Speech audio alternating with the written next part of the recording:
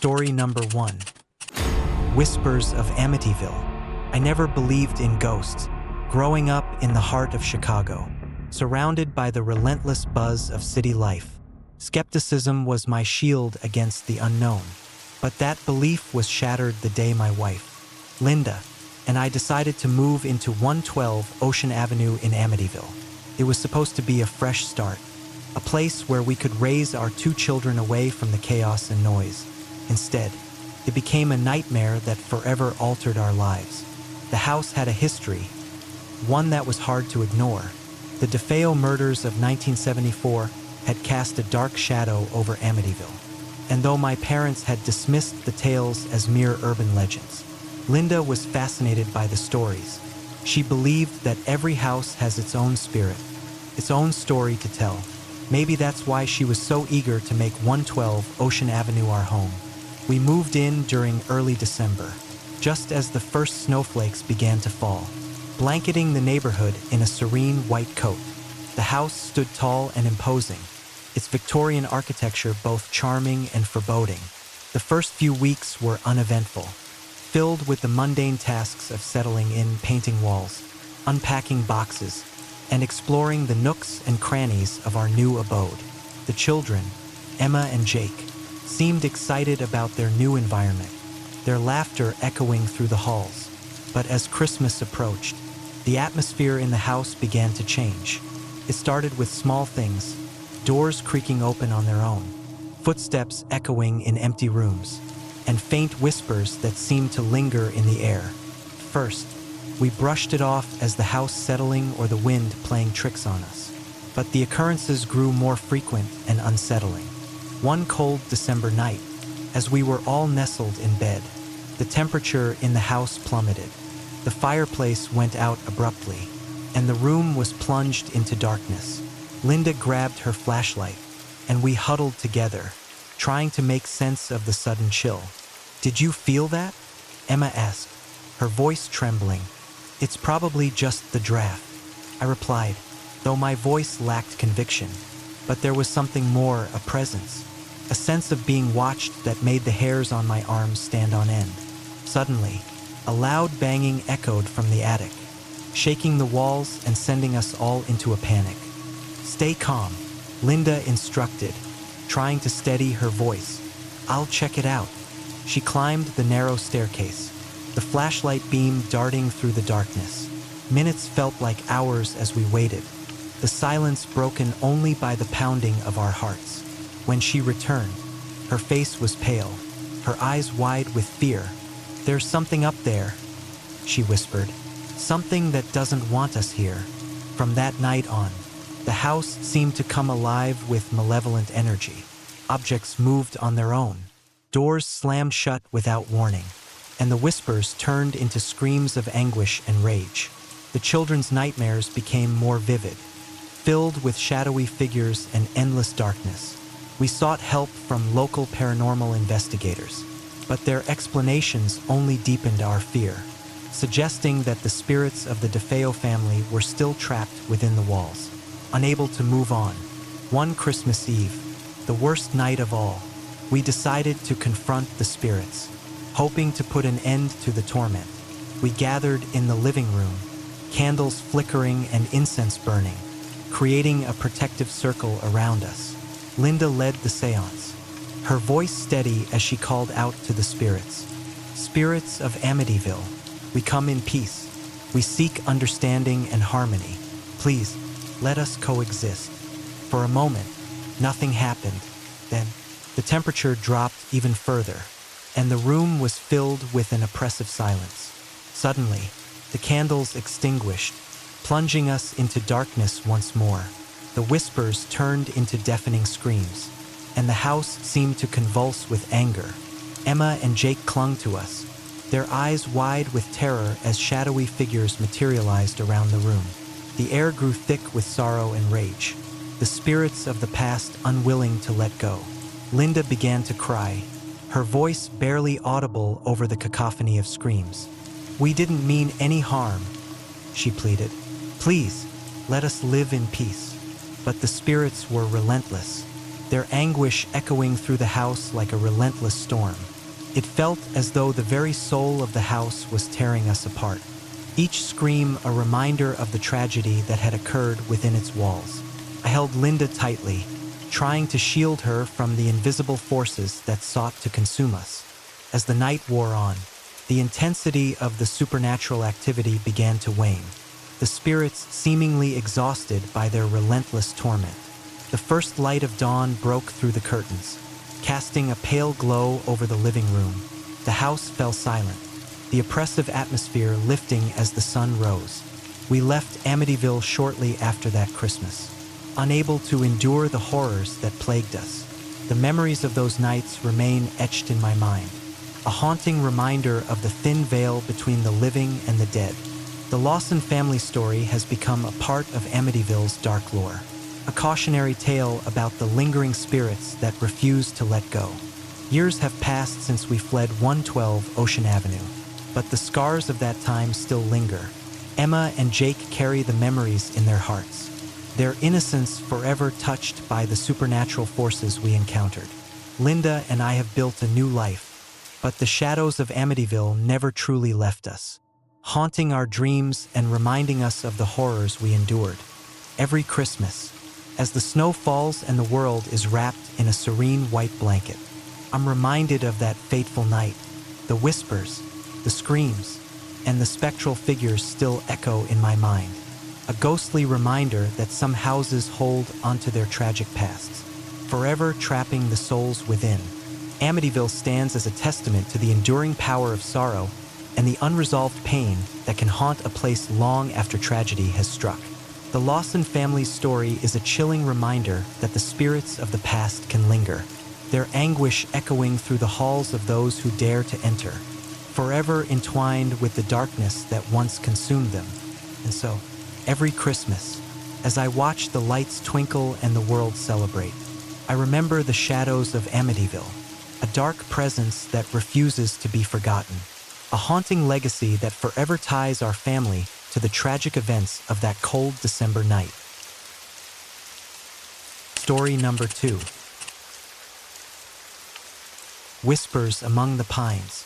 I've always found solace in the wilderness, the towering trees, the crisp mountain air, and the serene silence offer a stark contrast to the chaos of everyday life.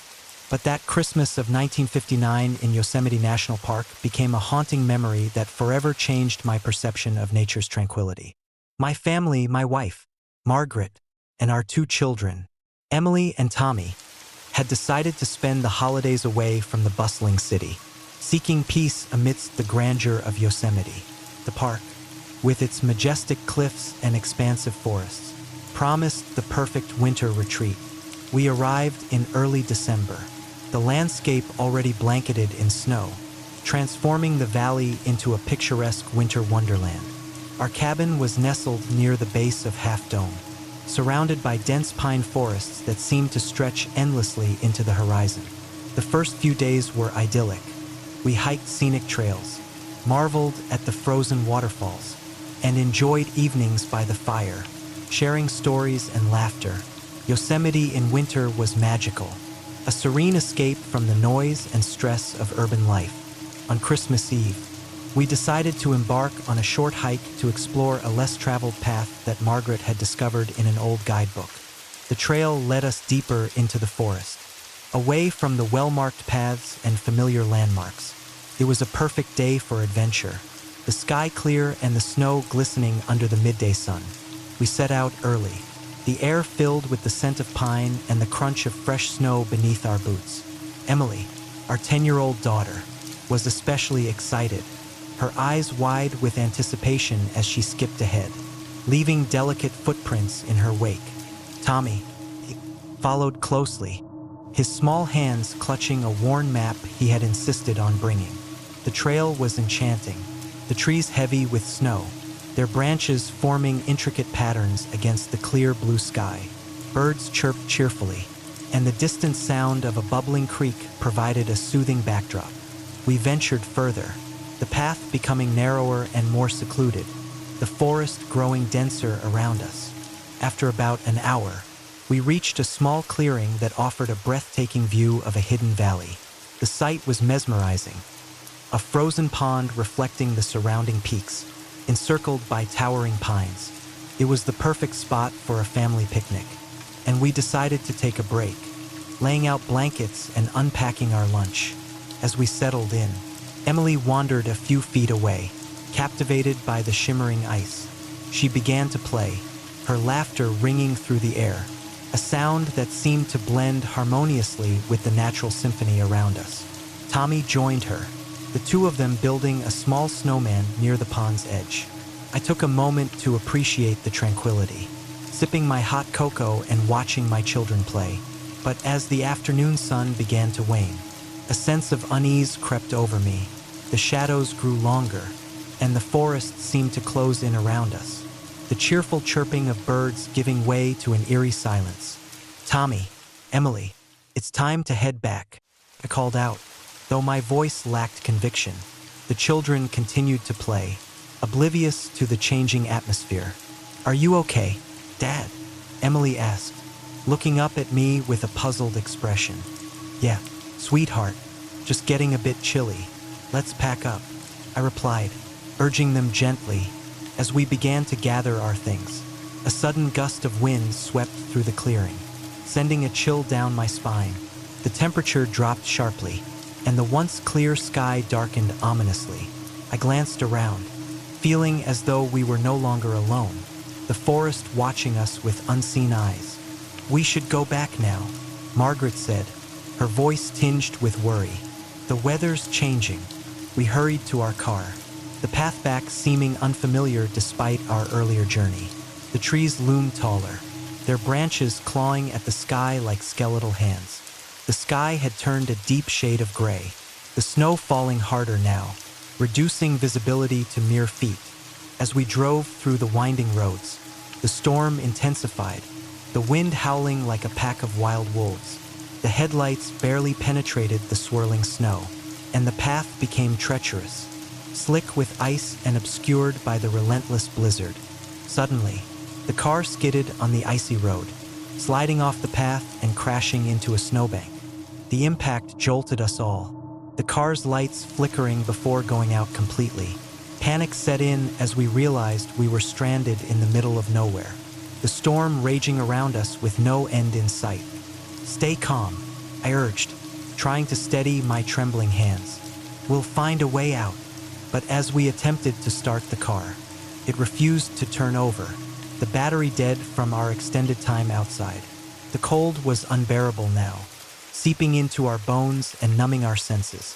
We huddled together, the only source of warmth the small fire we managed to light using a portable stove. As the night deepened, the temperature plummeted further, and the snowstorm showed no signs of abating. We tried to stay warm, but the cold was relentless, each gust of wind a reminder of our isolation. Hours passed in silent desperation, the darkness pressing in around us, making the world outside the car seem like an endless abyss. Then, around midnight, the air grew inexplicably still. The howling wind ceased, replaced by an eerie silence that hung heavily in the air. It was then that we heard it, the faint sound of laughter, distant and haunting, echoing through the trees. "Did you hear that?" Emily whispered, clutching her mother's hand tightly. I nodded, straining to listen. The laughter was soft, almost childlike, but carried an undercurrent of sorrow and fear that sent chills down my spine. It seemed to come from deep within the forest, the sound blending seamlessly with the whispering snow. "Maybe it's just someone out there," Mark suggested, though his voice lacked conviction. But there was something unsettling about the sound, something that felt out of place in the desolate wilderness. We sat in silence, the laughter continuing to echo through the night, a spectral reminder of unseen presence. As the hours dragged on, the laughter grew louder, more insistent, weaving through the trees like an invisible thread. Shadows danced at the edge of our vision, shapes flickering in the darkness, just beyond the reach of our flashlight beams. The air grew colder still, each breath a visible puff of icy vapor. Suddenly, the laughter stopped, replaced by a soft whisper that seemed to come from within the car itself. "Help us!" We exchanged terrified glances, the words sending a shiver down our spines. The temperature dropped further, our breaths visible in the frigid air as the whispers continued, growing louder and more desperate. "Help us find our way home."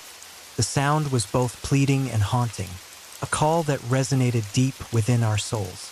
Emily began to sob quietly, her small body shaking with fear. Margaret pulled her close, her own eyes wide with terror. "We need to leave," I said, my voice trembling. "Now." We packed up our belongings quickly, the urgency of our actions driven by the unnerving sounds that surrounded us. As we stepped out into the storm, the snow seemed to swirl more violently, the wind howling like a chorus of anguished spirits. The path back to the road was obscured, the forest now an impenetrable wall of snow and darkness. As we trudged through the blinding storm, the whispers followed us, growing more intense, more insistent. The laughter had transformed into cries of despair, echoing through the trees like the wails of lost souls. Each step felt heavier than the last, our bodies aching from the cold and exhaustion. "Tommy, stay close," I urged, my voice barely audible over the storm's fury. But Tommy, weak and trembling, struggled to keep up, his small hands slipping in the snow. Suddenly, a figure emerged from the blizzard, a spectral apparition of a young boy, his eyes hollow and filled with sorrow. He reached out a ghostly hand toward Tommy, his presence both heartbreaking and terrifying. "Help him," the boy whispered, his voice a mere breath against the howling wind. I froze, the apparition standing before us like a beacon of lost hope. Without thinking, I reached out, grabbing Tommy's hand and pulling him away from the boy. The figure began to fade, his form dissolving into the swirling snow. But the whispers continued, a haunting reminder of our plight. "Find us," the voice echoed. "Find us."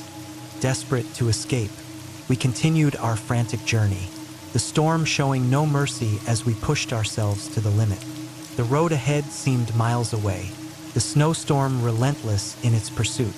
Just when hope began to fade, a faint glimmer of light appeared through the darkness, a broken section of the road, barely visible through the storm. With renewed determination, we sprinted toward the light, the whispers now a distant murmur as we clawed our way through the snow. Finally, we reached the road, our car a beacon of safety in the blinding storm. We collapsed inside, shivering and exhausted, the memory of the night's horrors etched into our minds. The storm eventually subsided, leaving behind a serene, snow-covered landscape. We made our way back to the cabin, the experience leaving us forever changed.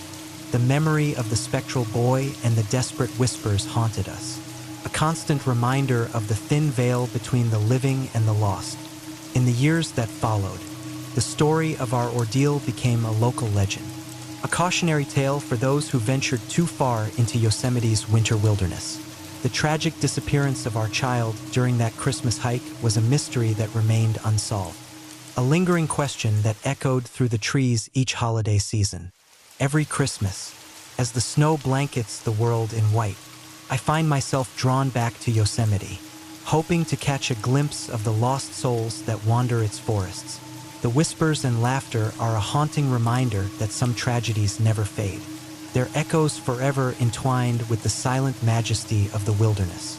And so, the story of our Christmas in Yosemite serves as a chilling testament to the unknown forces that dwell within nature's embrace, a reminder that sometimes the greatest horrors lie not in the darkness itself, but in the whispers that call us to lose our way. Story number 3. Shadows of Lawson's Christmas.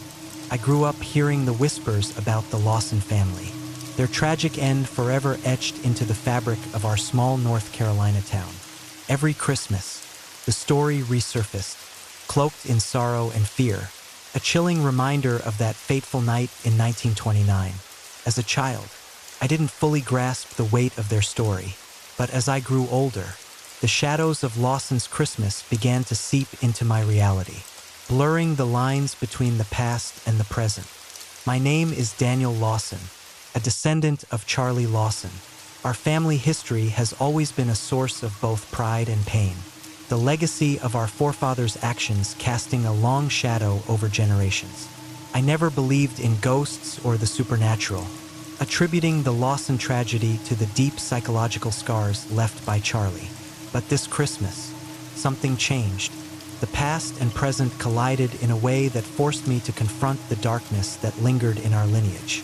It was Christmas Eve, much like the night of the tragedy, and I found myself alone in the old family home, now a relic passed down through the years. The house stood on the outskirts of town, surrounded by dense woods that seemed to whisper secrets in the wind. The winter chill was palpable, the air thick with anticipation and an unspoken tension that made the hairs on my arms stand on end.